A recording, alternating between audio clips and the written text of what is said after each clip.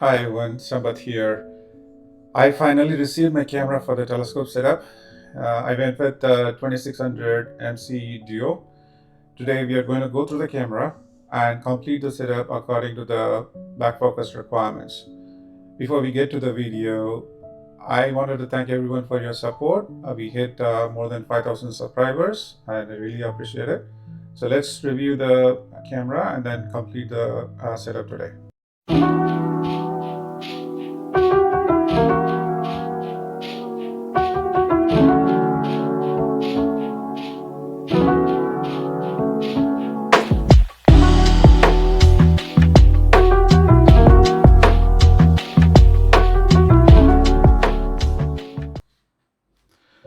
Okay, I have the ASI 2600 MCDO camera here. So let's open the box and see what's inside it.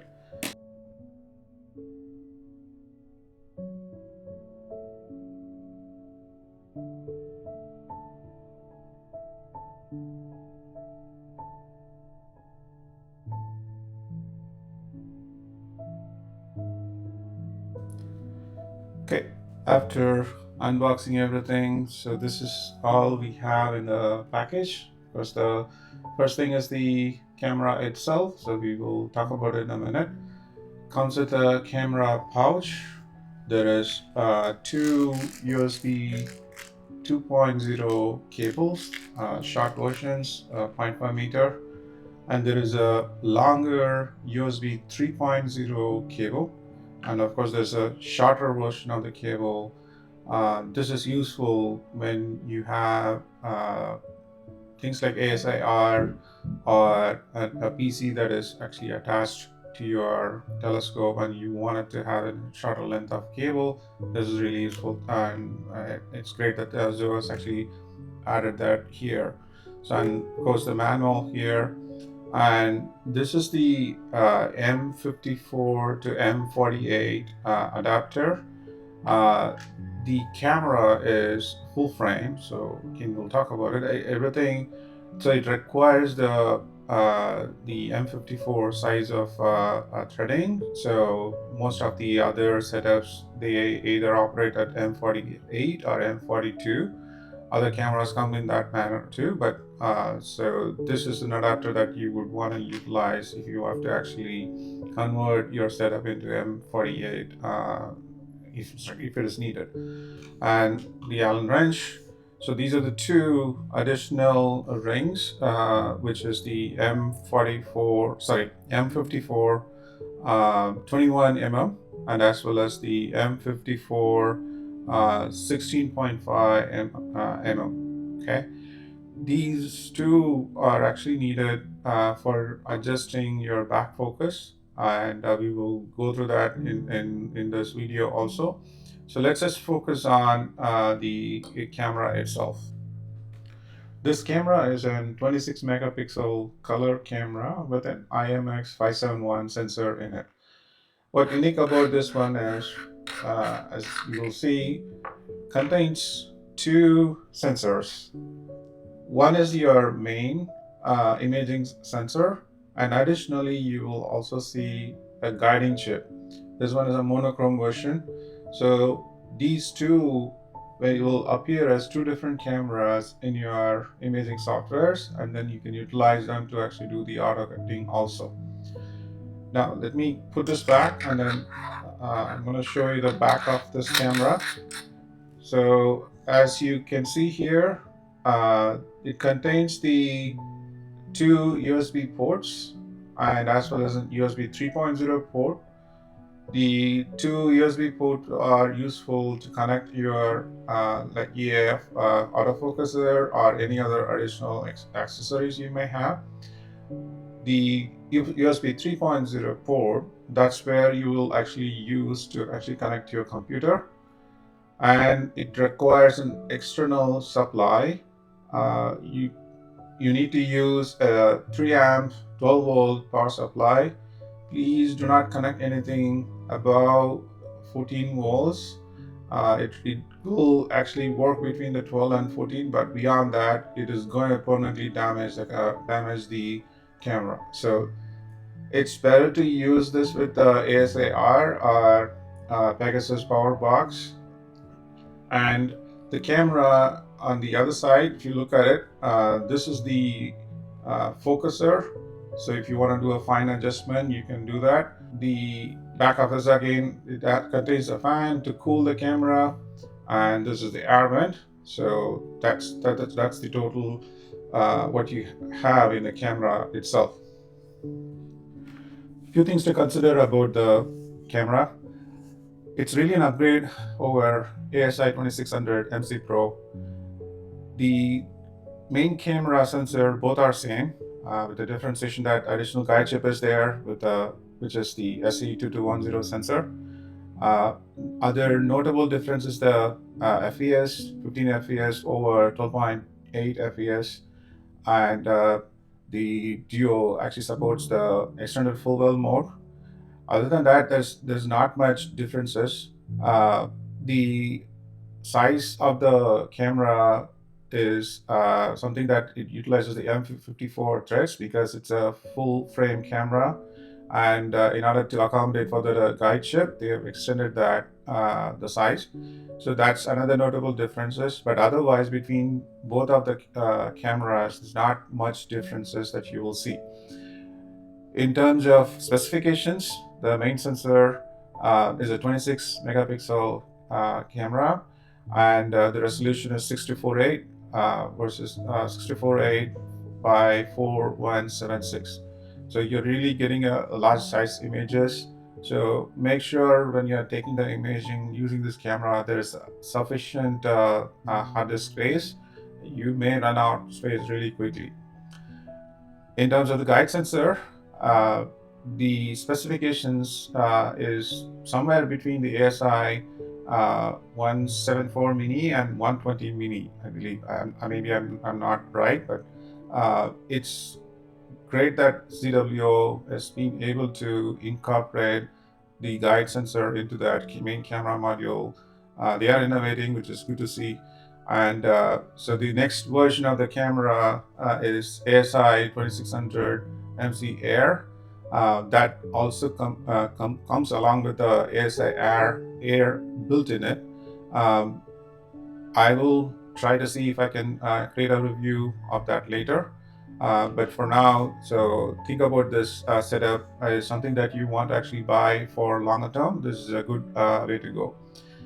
The reason I didn't go with a monochrome version is I do not have the filter wheels or anything like that on my setup. So for now, I won't be utilizing that. So if you do want to actually use the filter wheels, please actually look for the monochrome version of the ASI 2600 camera. So another thing to consider about is what's the difference between using this and the off-axis guider. I've listed on, you can read this through. A few things is, first, when you think about having a separate camera, that's not needed when it comes to the 2600 Duo. The guide chip is inbuilt in it. Off-axis guider requires additional cameras. And the disadvantage, I would say, is let's say in the future, a new version of the guide camera came up with a better resolution and other factors. You want to change it to that. It's not possible with the ASI 2600. You will have to replace the whole imaging camera. But off-axis guide does allow you to actually change the cameras if you want to. The advantageous side is from an alignment point of view, the guide camera and as well as the main sensor is always aligned. You don't need to spend a lot of time in terms of doing a focus adjustment at the start of your imaging session. So that's on the advantageous side. The next is the filter. The 2600 MC Duo, when you try to actually add filters for the main camera, that's actually absolutely needed for your main camera. So that filter needs to be added in front of the imaging camera. But the disadvantage there is whatever you add as the filter also impacts your guide chip. From a guide chip point of view, you want as much as the natural light possible, but it will actually something that impact your guide chip when you try to add filters in front of it. In the off-axis guider, the filters can be added if you want. It's preferable that you don't add any filters, but if you do want anything to be added, those filters can be added independent of your main camera. Let's say you want to do a narrowband filters for your main camera, and then you want to choose some other simple like UV cut filters. That's also something that you can do within the off-axis guider. From an IPSS setup point of view, MCDO is probably perfect, and the reason is from a MCDO, because the guide chip is already inbuilt, it does allow you to actually do the imaging and as well as guiding when it comes to the hyperstar. Off-axis guider cannot be added to your hyperstar setup, and the reason is pretty obvious, which is if you try to add the off-axis guider, it's going to impact your light that is actually getting used to do the imaging. So think about all of these things when you are trying to purchase this camera. Otherwise, in my view, if you're trying to do something for longer term purpose, this is the best choice that you can do as of today. Okay, in the future, different versions may come up, but for now, of all the cameras that I've seen from ZW, this one stands out as a best version of what we can get it today. Okay, you're going to put together the imaging train according to the Backfocus requirement. So before I start, I wanted to give a shout out to a channel called Astro Blender, where they have given an excellent video about Backfocus. If you want to actually review this, please actually take a look at that channel also. So I'm going to be focusing specific to this camera. So let's just start with this camera first. As you can see, the camera itself has some amount of spacing that is there. The plate here, I think it's 12.5, and the remaining is just the 5 mm. So totally, I think this is comes together 17.5 mm spacing from the camera sensor to the top of it. It's 17.5 mm. Next, I'm going to be utilizing a zero filter. This is a 20 mm in the size, so that's one thing. I'll be attaching the Astrophotography light pollution filter, and this is the 16.5 mm spacer that came along with the camera, and along with the camera, so we also had M54 mm to M48 adapter. Then along with the Celestron off-axis guider, we had a spacer that came along with it, which is like 11.5 mm, I believe. And this one is the male M48 camera adapter. And this is the Celestron off-axis guider. And this is the Celestron large SAT adapter. So let's me start with the camera, and then I will actually put together everything to meet the requirements. So let's first attach the filter drawer here. So as I said before, this is 20 mm. So already 20 mm plus 17.5, 37.5 mm is the length that we already had. So open the drawer, and you can see here there is threads. You can thread it in.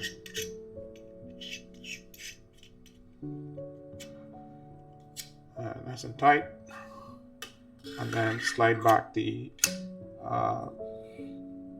drawer here. So inside I have the Astrophotography light pollution filter. So next is the 16.5 mm spacer. So add that over here.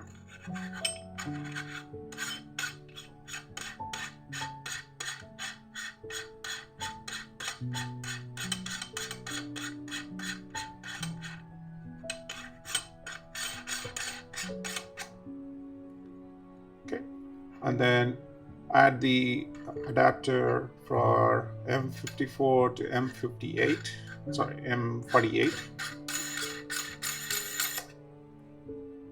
So next is the 11.5 mm spacer.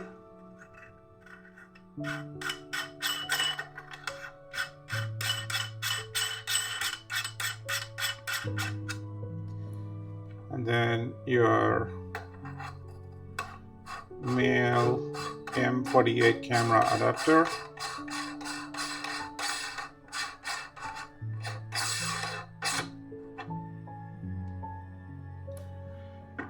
And attach the off-axis guider with the flat side of the prism pointing up.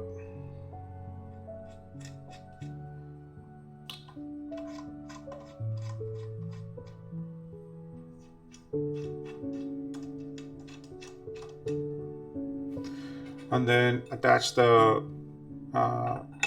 adapter to your camera, sorry, to the telescope. So put together everything, it'll give you a total back focus length of 147 mm. Believe, yeah, 147. Just to repeat, let me tilt this down this way so we can see it properly. So the camera plates, the black and the one that is here, put together it is 17.5. Zero filter adds 20 mm, and we have the spacer for 16.5. The adapter for converting M54 to M48 is 2 mm, and we have added the 11.5 mm spacer, and the male M48 camera adapter, that is 12.5 mm. Off-axis guider is 29 mm, and SCT adapter is 38. So altogether we have 147. I haven't tested this one yet, but based on the guides that I've seen, this should work, and hopefully that actually helps you guys. One thing to point out is in the previous video for off-axis guider, I had utilized this. The adapter that came along with the off-axis guider is this one, and you will attach to the telescope in this manner, and this one goes on top of the off-axis guider. So I replaced both of them with the large SCT adapter, so that is kind of eliminating the two pieces and avoid the threads. So that's the way you can actually combine all of them together to meet your back focus requirement. I wanted to call out one thing that is important. Uh, if you look at the positioning of the prism over here, and it's not very clear, before you actually attach this to the telescope, review the positioning of your prism. As you remember, right, so we already have a guide ship inside this camera. So position the prism by rotating the off-axis guider in a way that the sensor the prism is not actually in the way of the guide chip in the camera also. That way, if you want to use the guide camera, you can. So I make sure that you are aligning this way, and do this while you have the imaging train on your table or something, because it's easy to do so. And don't try this after attaching to the telescope. It'll be difficult. So that's one thing to consider.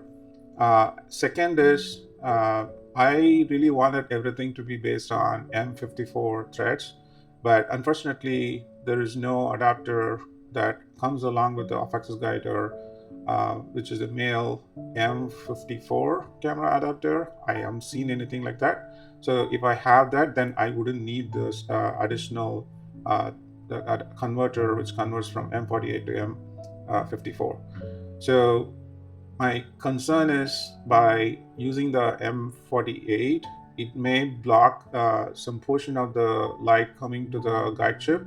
Uh, I will test it out and then see how it goes. And if it really a problem, I may actually need to buy an M54 camera adapter for the off-axis guider. That concludes the video. Just to recap, we reviewed the ASI 2600 MC Duo, and we set up the imaging train using the ZWO filter dryer and off-axis guider. I hope you found this video useful. Please don't forget to like and subscribe the channel. I would love to hear from you in the comment sections also. Next video is about attaching this imaging train to the telescope and completing the cabling using Pegasus Power Box and attach the Melee PC to control everything automatically.